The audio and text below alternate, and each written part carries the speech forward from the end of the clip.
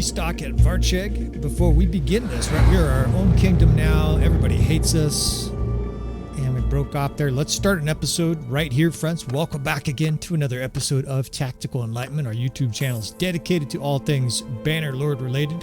Welcome to our Botanian campaign. These continue to run simultaneously with the Valandian campaign. Hopefully you fellas are enjoying both of these. This is much more to explore version 1.3. It's amazing the difference between this and our Valandian campaign. I'll log on one day, fight a Valandian campaign battle, or play out a long episode against, battles of 2,800 against 2,700 and 3,800 with a reinforcement system and incredibly uber lords. And then I play this, and it's very much like the Sherpas walking up a hill at sea level. They feel like their lungs are oversaturated with oxygen, and it's very, very easy for them. It's amazing how much easier the game is once you play with the hell mode that we have on some of our other campaigns. If you don't know what I'm referring to, Sherpas are the native Nepalese people that live up between China and India, and they're used to altitude because they're born very high up. So you get a little lay of the land here in this episode. We've got 2 cities and a castle now, and the war is on, right? Everybody hates us, or at least soon everybody will hate us. The Botanians certainly hate us because we declared independence and decided you don't get to keep any of these. We're taking our cities with us, basically, right? We have Revel, we have Varcheg now, and we're looking to add to our possessions. Now let's talk some strategy. Right now we get to the fun part of a campaign, or at least another stage of the fun part of a campaign, strategy. Right, when you first make your kingdom, you're going to war. Right, the enemy is coming in. Caladog and hundreds of Botanians are organizing. They're having little clan meetings in their dingy town halls, saying, "Hey, it's time to put down these rebels." Right, and some of the lords are like, "They're the only reason we've had success, Lord." And he's like, "I don't care. We'll fight them anyways." So. You can imagine there's going to be a response here from the Botanians. We don't have a lot of influence. This is the only troops we have, and our money situation is still not great, right? We have 57,000. So I've got a couple warehouses that we did purchase. They're very, very slow economic boons in Bannerlord. We have a very, very instant gratification tilted society today, and maybe this is a good episode to talk a little bit about finances. We'll try not to aggravate people. The last time I did that in a campaign, a guy was fucking a younger kid who's struggling in today's difficult world, flamed me pretty good on Reddit. He was like, "I can't believe you're so pompous," and what else did he say? He was basically ripping on me, and maybe some of it's deserved. I don't know. Of course, I'm trying to help the younger generation navigate a very complicated fiscal world, and I'm trying to encourage good behaviors like saving money. That said, when I was younger, I was in the United States Coast Guard. I was an engineer. I was a firefighter, and I didn't have a lot of money either, right? I was literally paycheck to paycheck. I still remember my paycheck. I made like $330 every 2 weeks. I'm not kidding. That was all I made back then. Now, I had room and board covered, right? That's the thing with the military. You don't have to pay for a whole lot of stuff, but I was very broke at one point in my life. I saved money. I'm a mathematical guy. I understand math pretty well, and so I very quickly understood that credit card bad, stock investments interest good, and I've kind of extrapolated from there. So hopefully in this episode I can mix some of that in. What we'll continue to do is use my squirrel brain here to bounce back and forth between what's happening in the game and then perhaps a little bit of useful advice here and there, right? What I recommend is you guys take out a home equity loan on your house if you own one. If you don't own one, I would recommend that you max your credit cards and buy as much Dogecoin as possible, right? You leverage it up 100 times, 100x, and then never sleep at night again because you will be in hell, fiscal hell. Now, of course, that's all a joke. I can, I guess, give my opinion on crypto and stuff like that if it's slow here, but the bottom line is in most sort of advanced capitalistic countries, corporations kind of rule the day, and the net result of that is that you might as well benefit, right? Unless things change radically, which is not likely to happen since they sort of control the legislatures of many countries, or at least they have massive influence. And by the way, that's not a new thing either, right? The French Revolution was basically caused by the financiers that were worried about bankruptcy for the French, from the French monarchy, basically saying, we're not going to pay all those debts. So they're like, oh yeah, well, we'll cut your head off and depose your ass. don't mess with the bankers is basically that's like the one line of don't mess with the the rich people. Anyway, so we'll talk a little bit about finances, but the bottom line again, and it's very difficult from a psychological level because we're assailed by marketing. It's difficult to have discipline financially, right? We all want the latest phone and those shoes, and damn, that's a cool looking car. We get envy. We want to keep up with the Joneses or keep up with Caden, your brother, whoever it might be. And that's one of the most difficult things, but it's also one of the most important, because the sooner you can get out of credit card debt, if you have any, and the sooner you can get some money working for you, the easier your whole life is going to be. Literally, you want to start as soon as you can. All right, you know what we're going to do? We're going to fucking siege Dunklanis here. 708 defenders. So this is going to be interesting. However, right, we do have an obscene knowledge of Bannerlord. We know virtually every city layout in the game.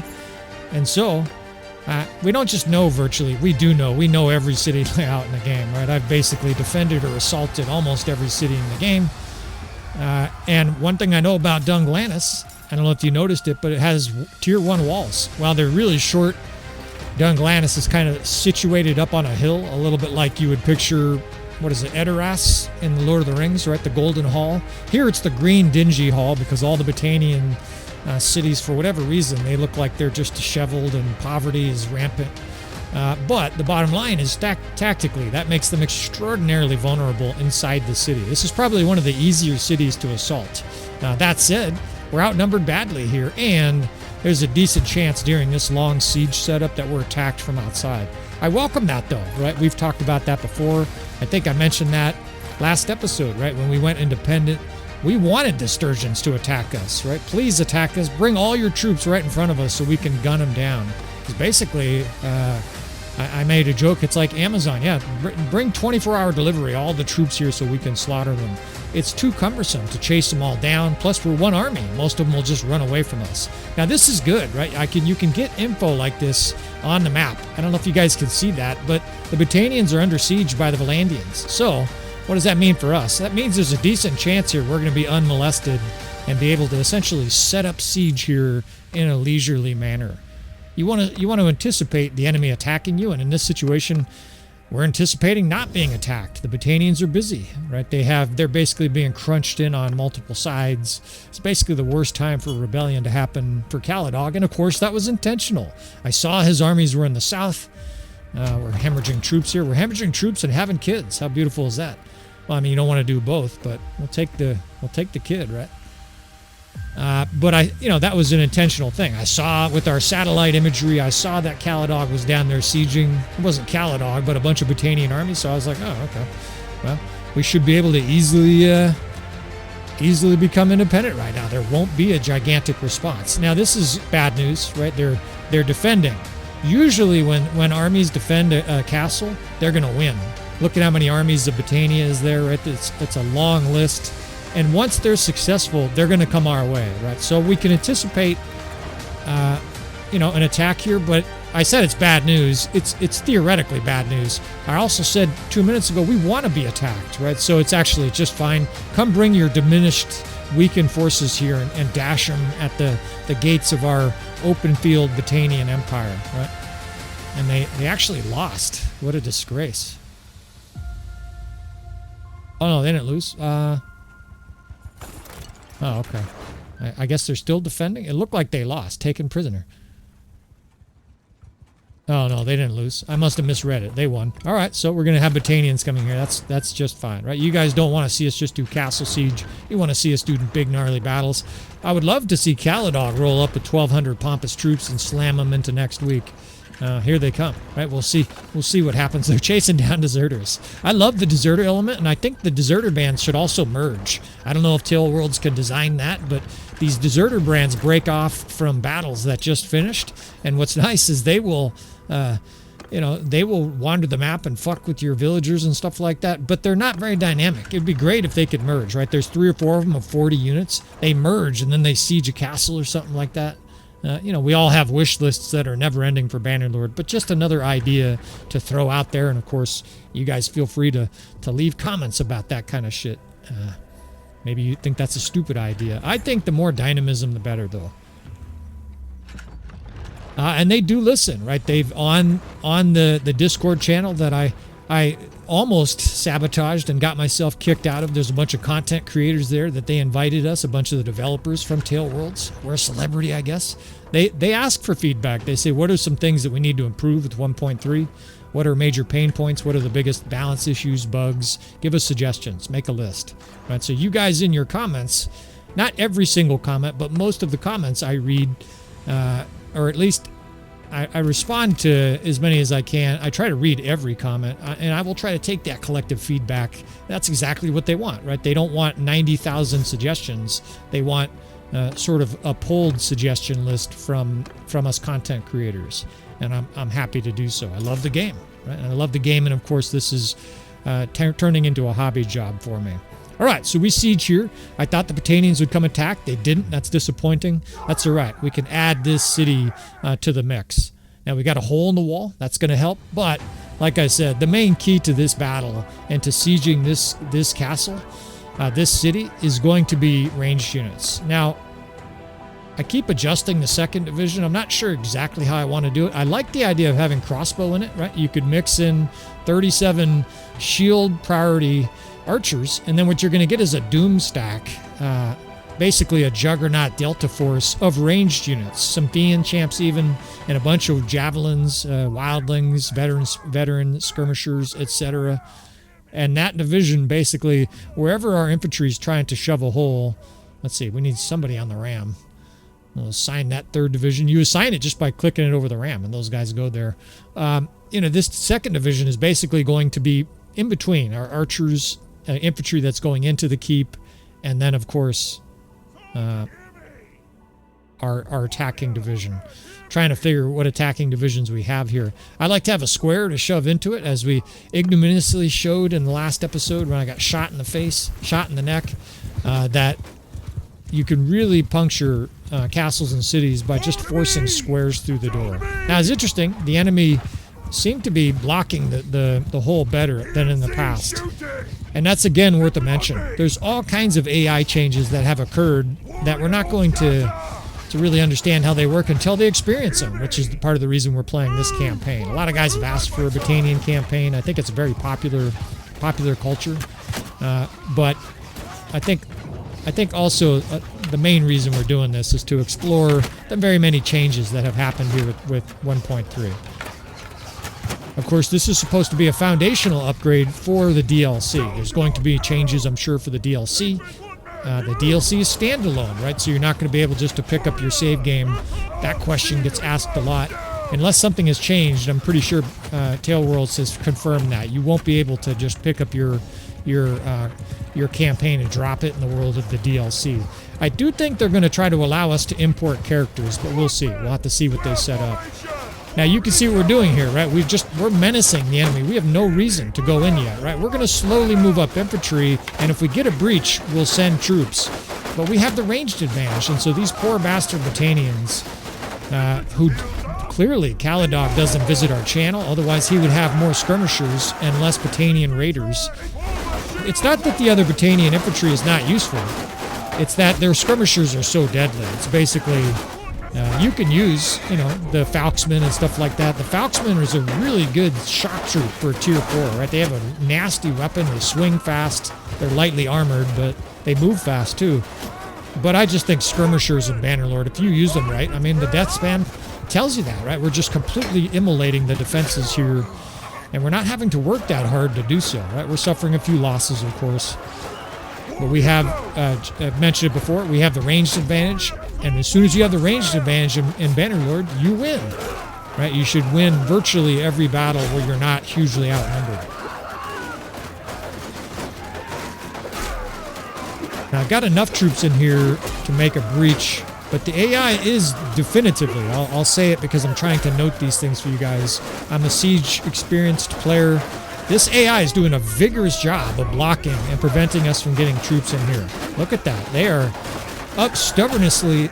Yeah, they're being stubborn and obstinately holding that fucking wall. In fact, they're doing a real good job here overall. This guy might want to pay more attention, but, they're doing good. I want to continue to point out the good because there's a lot of people that love to hate. It's the same guy I told you that has 2,800 hours playing Bannerlord. And he's like, it's a terrible game. They need to improve it. It's not finished yet.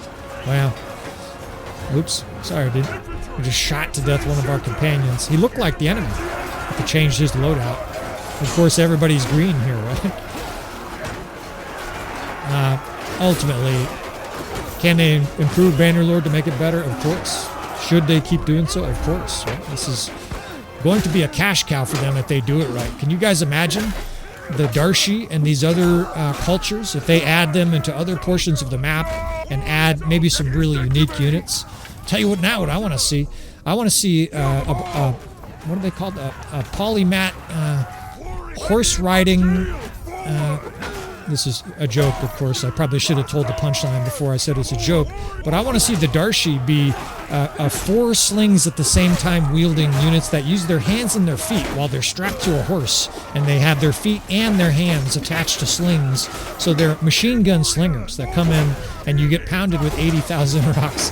Anyways, the point is that there's a lot more potential for Bannerlord, and hopefully they continue to explore, right? Firearms at some point, right? Maybe Bannerlord 3 is set in the 1500s with arquebusiers, and you can set up your own Spanish tercios and make Napoleon-like squares protecting artillery. It's going to be fascinating to see what happens down the road, but I think the core is here, and I think almost everybody agrees that this is a great game. Flawed? Sure. I don't know if there is a perfect game. You know, I've ran into a few games that were like nearly perfect. They're like, whether it was Skyrim, that was an amazing game. Some of the Sim series, Sim City or whatever, I never played them, but a lot of guys say those are virtually perfect games. That's not really the point. The point is this is a great game and they continue to make it better. And I think that's the upside is significant, right? If this was a stock you were investing in, you would say, yeah, there's some downside, but the upside is enormous. We're going to get rich. All right, so you see how bad we pulverized them there. 70 losses, even though we were badly outnumbered. The Fiends did work, but you know who did more work? The Skirmishers. They broke all the shields and made it possible for the Fiends to blow them out of the water there. Now, we could fight some of these, but I'm real tempted just to auto-resolve more of these, right? I can just send the troops.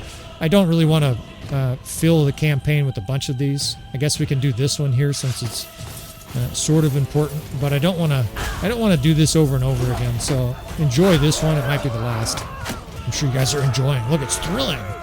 I said before, these are something they could definitely improve. Give the defenders, 150 troops in here, so it's just a gnarly last stand where they're fighting and throwing rocks, and some guy should pick up a chair and throw a chair down here, set you on fire with boiling oil and stuff like that. Otherwise, it's just a formality. Your 20 or whatever troops rampage through, kill everything in sight, and you go on to fuck the prom queen. Now, I'm using the RTS mod here, but I'm very uncomfortable with it. I have not played the RTS mod more than an hour without a crash, so I'm kind of taking a chance here. We'll continue to roll with this. The RTS mod is an amazing mod. Speed through battles like this and stuff like that. Give you guys the overheads. Of course, as a content creator for cutscenes and beautiful cinematics, it's super valuable. Indispensable, really, not even just valuable. I have to have it. But it has been buggy so far, and I'm not faulting the RTS guys at all. This is one of the best mods for Bannerlord, period. I'll just say that. It's another one of those mods. If it was $100, I'd pay it. Right? I'd happily pay it. What I'll say, though, is right now, if you're playing 1.3 and you want to download the RTS mod, is save regularly.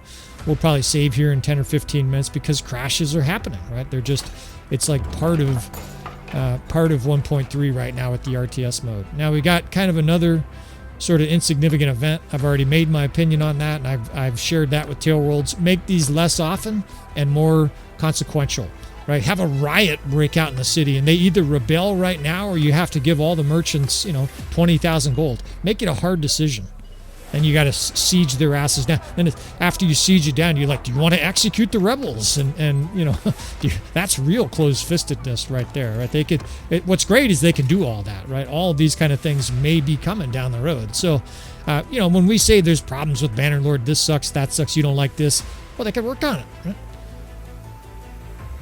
And by the way, this would be an amazing wife choice. If Bannerlord is a wife, get married, right? Because, yeah, there's some problems with it. Nobody is perfect, right? But the potential for Bannerlord... All right, anyways. They're not paying me to say all that, by the way. So we're going to leave a small garrison here because we've got more work to do, right? This is going to be a thing early on in this campaign. What I did is our troops dumped a bunch of troops in the garrison here, and I picked them all up. I said, nah, don't do that. That's still a feature.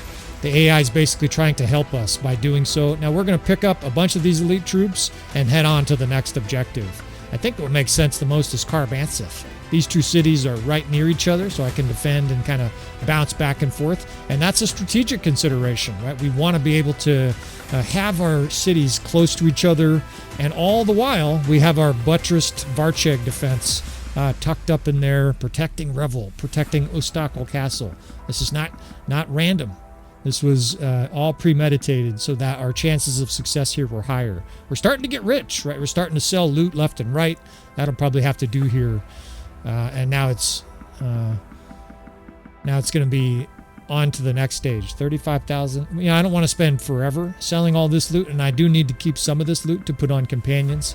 Probably won't do a whole lot of that for you guys and bore the shit out of you, but we are going to, of course, equip our companions. We may have a short section that covers perks as well. A lot of guys have asked for perks. We don't have a loyalty issue here, right? I don't really want to spend any money on upgrades at this stage. This city's probably going to be sieged and maybe even taken, so why spend a bunch of money right now? Doesn't make any sense. All right, now we're deep in enemy territory here, and there's enemies swarming all over the place, right? There's an army forming right in front of us here. There's little tiny armies all over the place, and I'm just unconcerned. We marched through here like Napoleon's old guard when they were retreating from Russia. All these little conscripts and Russians, pathetically armed Russian troops, were sort of menacing them, and Napoleon just hid behind his old guard, and they plowed the road. And some of the notes, especially from some of the Russians that were on scene, they wrote in their diary later on, they're like, this old guard barely paid us any attention. We menaced them and shot at them, and they just tipped their hats at us, completely stoic, disciplined, unperturbed, because they knew they would win. It was like an amazing display of effectively not just bravado, but confidence that the Russian partisans weren't going to be able to mess with this. The old guard, if you have no idea, it's basically Napoleon's final reserve guard that did finally crumple at Waterloo, but it was his reserve division, and he obviously stayed near them a lot for protection. They just plowed the road as he retreated from Moscow. Let's equalize some of these troops here before we get a huge amount of deserters. I'm a huge Napoleon fan. If there is ever like a Napoleon version of Bannerlord, I'm going to be talking till you guys are sick of it. Now, look at this shit. There's so many Battanian forces. We're just literally surrounded. They're probably going to siege Dunglanis, but right in front of them, I'm just going to go siege Karbantsif here. We're going to go to villages and demand they give us all their sons and daughters. I guess daughters is not a thing, but give us your sons. They're done farming. They're in our army. It's one of the benefits of being in a situation like this with lots of hostile troops is you can just go around from village to village and say, give me all these troops. Now, I'm continuing to peek at villages because I want to have villages that I know are good defensive structures, aka good landscapes to destroy the enemy. There's some villages in the game that are basically better than a castle for defending just because of the layout. And of course, maybe it's my training as a firefighter, but these are the kind of things that we develop, the kind of skills that you develop, and essentially the reminder that you always need an escape route, right? Whether it's wildland firefighting or normal.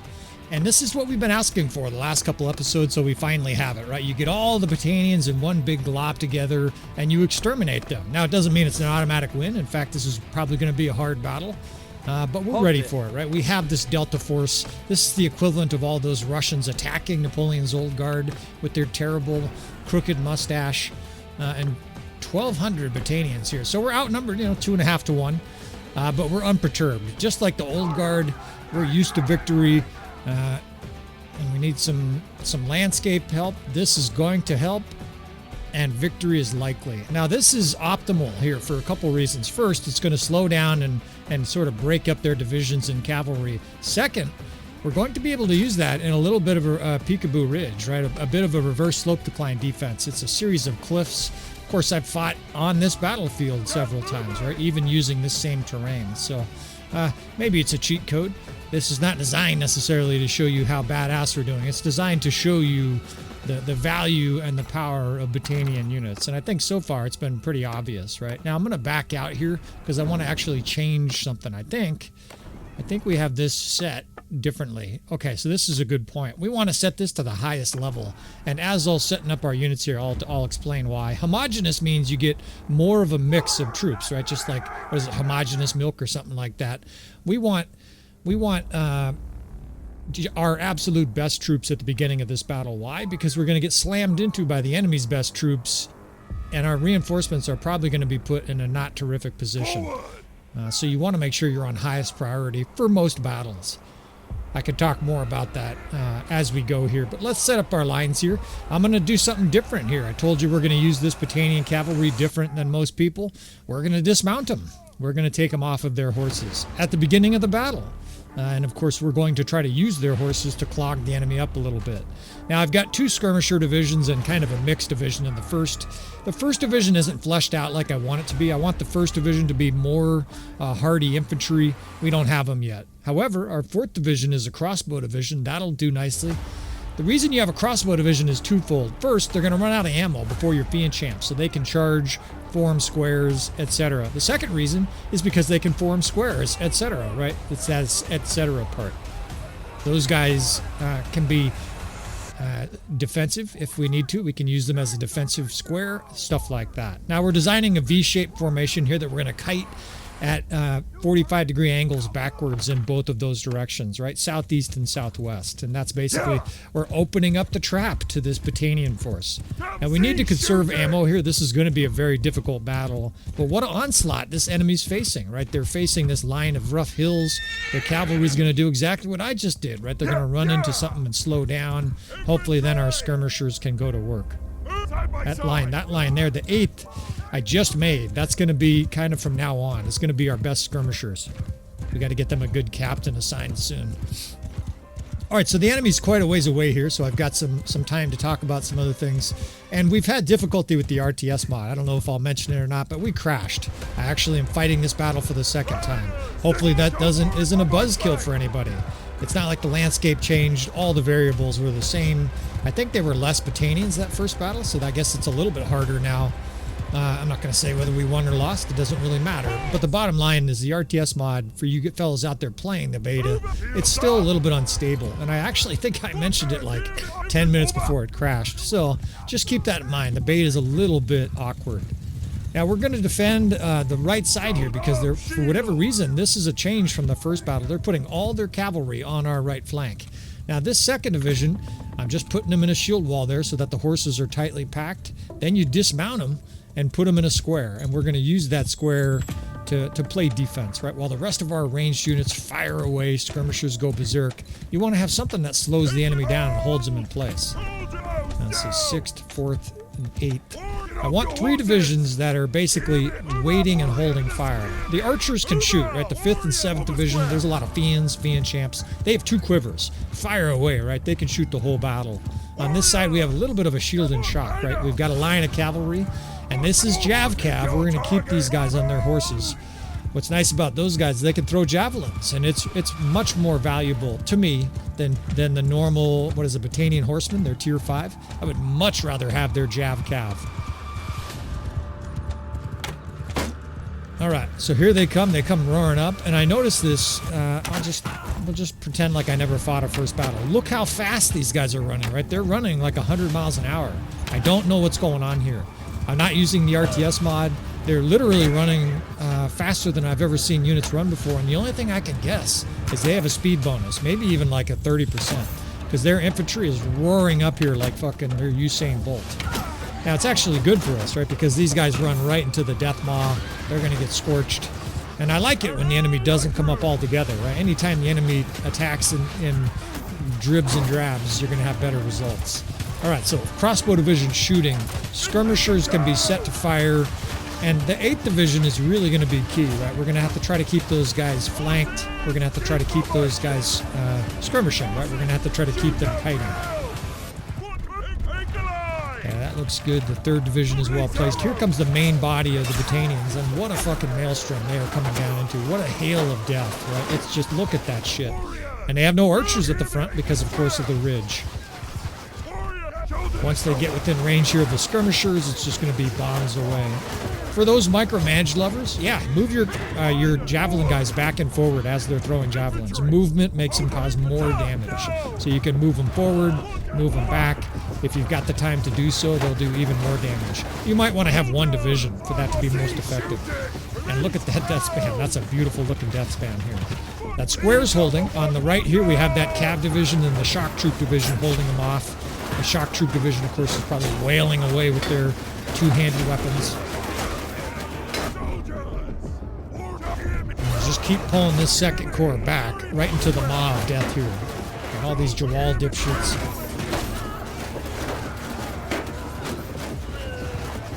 Keep backing these skirmishers up. I have this crossbow division. Very soon, these guys are basically going to be infantry. And again, that's your advantage. They charge. Suddenly, you have a whole nother line of infantry, and they're pretty tough, right? They've got decent armor, pretty decent weapon skill, and a big old shield. You put those guys with skirmishers behind them, and it's a great combo. All right, the square is still holding off the enemy here. There is oppressive infantry that's sort of invading our interior lines, and more concerningly, they have archers on the ridge. So we need to start making a push on them. You can't have a whole bunch of Fian champs raining downhill on you, right? You lose your advantages here. However, most of the enemy infantry is laying on the dirt. They're just mauled. Now, probably better if I stay on a horse at this stage, especially for survivability, but we don't give a shit. We're playing this campaign to have fun. We're going to do a little footman work here in this episode, in this whole campaign. We'll probably ride a horse the first 5 minutes, and then we'll be in the grass with our men here. And what a fucking huge amount of fiends they have here too, right? This is going to be nasty. Fuck. Okay, boys.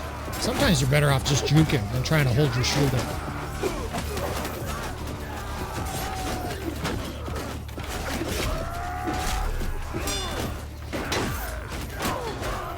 Our athleticism continues to tickle up, but we need to get to 250, 300 soon because I'm used to it and I'm going to get killed a lot. Well, yeah, case in point, I'm going to get killed a lot if I don't get my athleticism up and running. And this, of course, is a consequence of the RTS mod.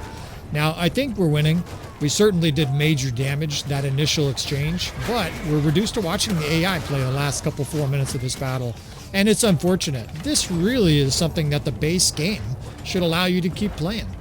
Even if it just allowed you to command sort of from the heavens, I would be okay with that. But just to push this button here in a very important battle in this campaign and hope is unfortunate. At this stage, I can tell you we won the first battle, right? So it would be highly disappointing if it crashed and now we lose this second battle. The first battle, I think we were facing 1,100 battalions. This is 1,300. We've got Fian champs moving up, and we've got reinforcements. I'm surprised we don't have more reinforcements. I thought we had a lot more reinforcements than that. Maybe they're still coming. We're looking like it's going to be a close fight here. We do have a line of archers, but if the enemy has all shields and you have archers, it's a tough solution. Oh shit, here we go. Here's our reinforcements. And all of them are peasants. It's not great. They're going to get shot to pieces. But at least they're in a nice tight glob. That's not that much different than how I would have used them. And now we're just, you just hope that our high-end Fians finish the deal. Of course, the enemy has no high-end troops at this stage. So it looks like we're going to lose. 60, 70, 170. The death spam is amazing. Okay. Well, there's your Fian champion, right? The Fian champions bellow and chase the enemy off the map, and victory, right? We will take it. Not how I designed it. The first battle, I was on my feet still at the end of the battle. I hate that we have to do that, but what am I supposed to do? It crashed. I guess I can just not mention it. You guys can always leave comments in the feedback in the comments section. You don't want me to tell you when we fight a battle over again. I'm just fine with omitting that, right? What I don't tell you probably doesn't hurt you. Try to be forthright on the channel, though. And I want to continue to make that reminder for you guys that are playing 1.3 with the RTS mod. Just save regularly. I'd save every other battle, something like that, because you're probably going to get crashes. And maybe by the time you're watching this video, all that stuff's fixed, right? Maybe that's totally irrelevant. What's not irrelevant, though, is this is a huge victory, right? This is most of the Britannians, frankly, immolating on our lines here. It was a close battle, and we're down to 60 troops, right? 60 healthy troops, although our other companions have troops too. So we're bruised and battered, and not bad gear. Some nice javelins, some nice throwing axes, but also not terrific. For so many Britannians going down, it's actually a little disappointing.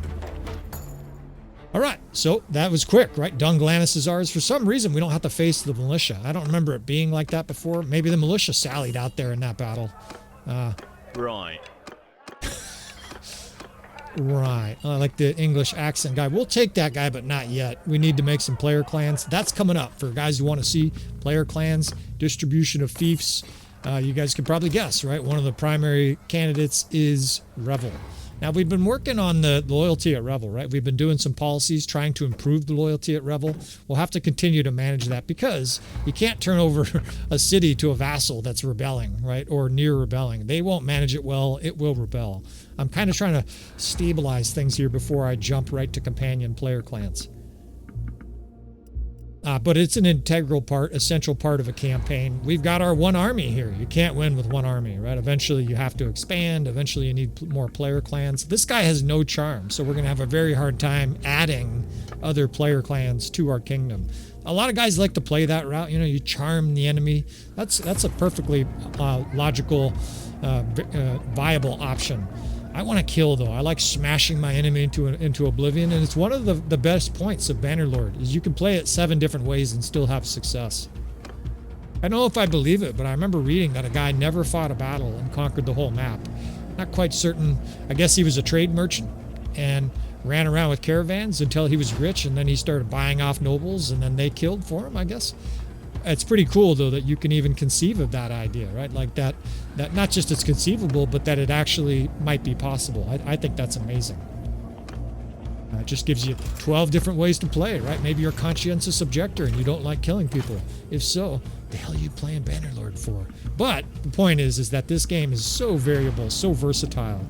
You even have stealth now. You can run around as a true stealth assassin. Now, although they need to add that option, right? They need to add assassination missions where you can go to Valandia and Durthert and say, I'll kill Caladog, 100 grand, 50 grand up front. And he's like, oh, well, you're in prison now. You're an assassin sack of shit. Or he's like, I accept, right? That would be a great variable to add to the game.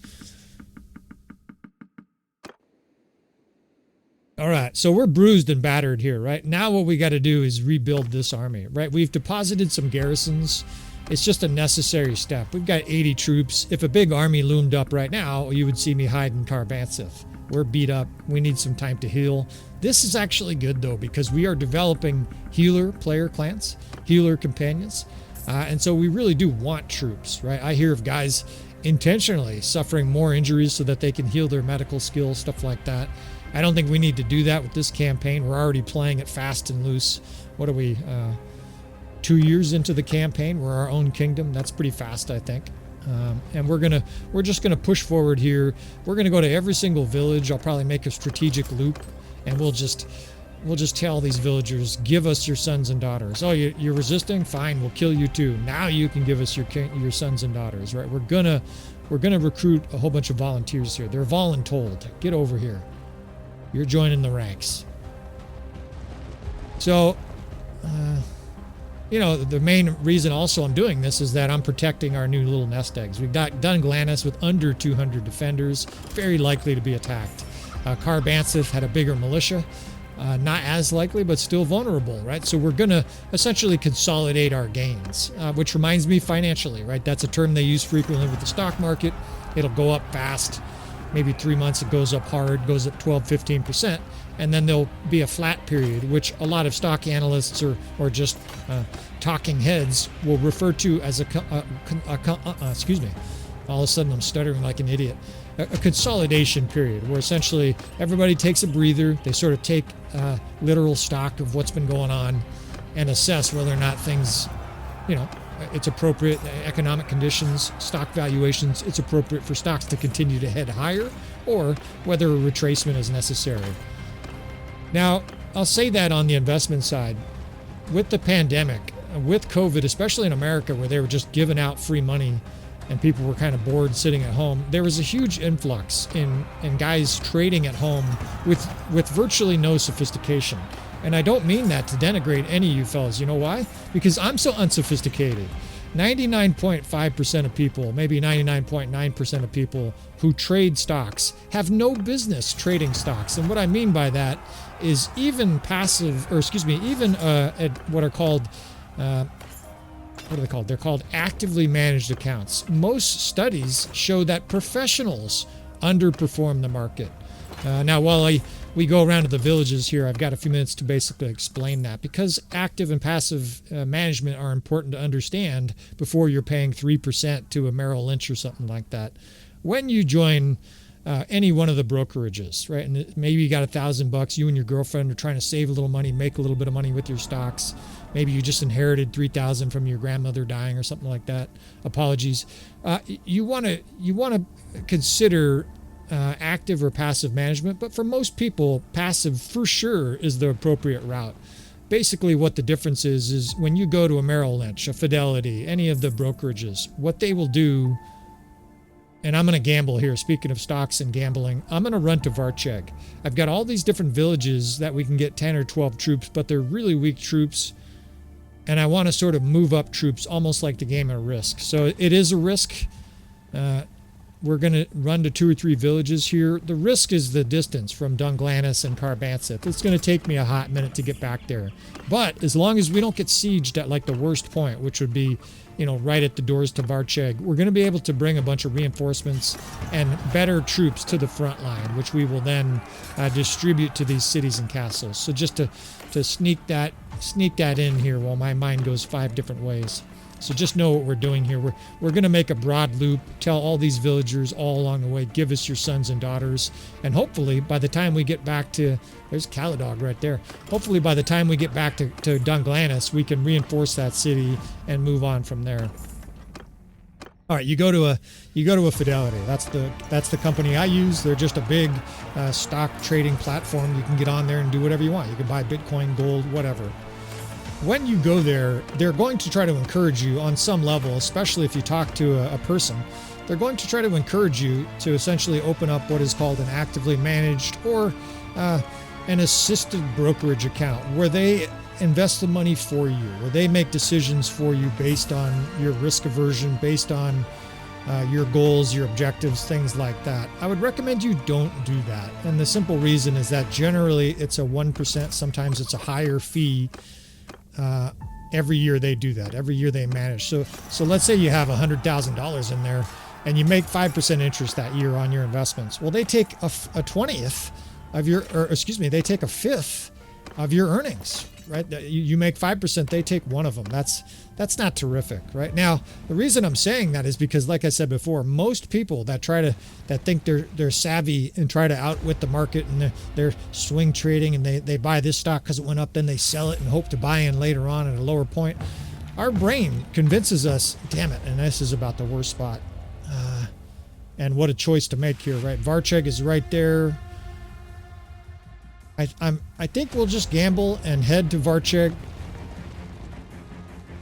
I do have a contingency plan, even if Dungannon falls, but I'm hoping to make it back so we can smash that army that's there. We have 367. We'll have 450. It's a tough consideration because it's very possible we don't make it back in time, right? That they just take the city down before we can get there. There's a little bit of risk. We're doing some risk right now, right? We're doing effectively the same thing as investing. So to finish that point here before I interrupt myself to death, I would recommend you guys do passively, because studies show generally that the average person, including the active managers at a lot of these big companies, they sort of have this illusion or delusion that they can outwit the market, that they can beat the market is the lingo.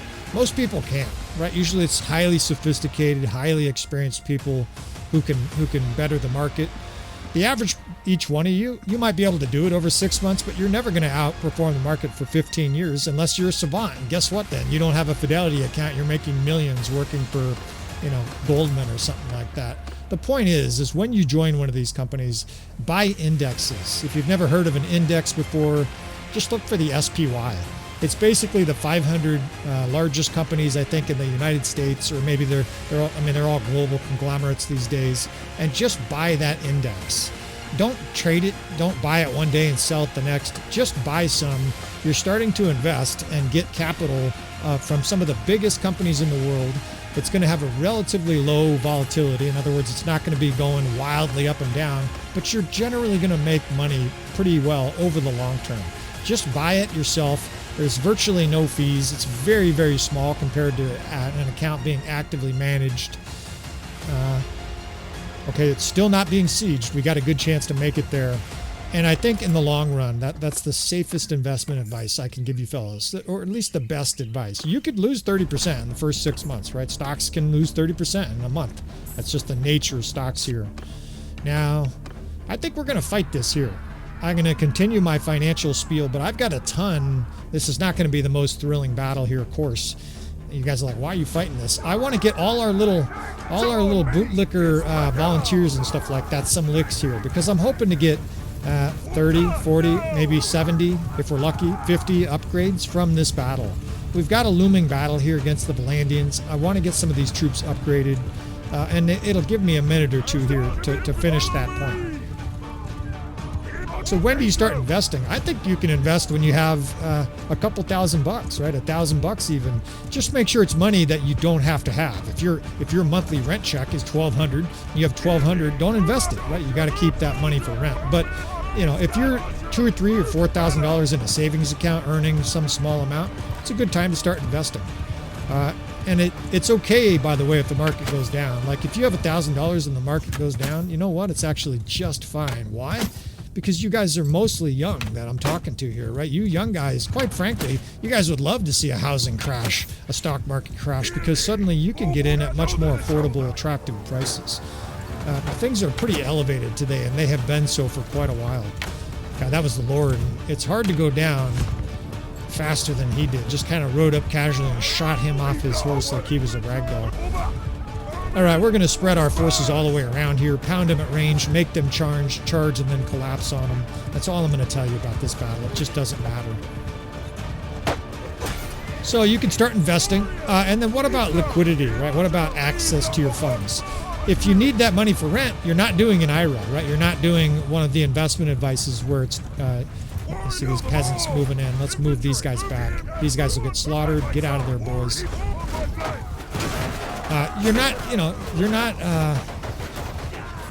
Lost my train of thought. It's hard doing this shit, fellas, doing the financial stuff at the same time.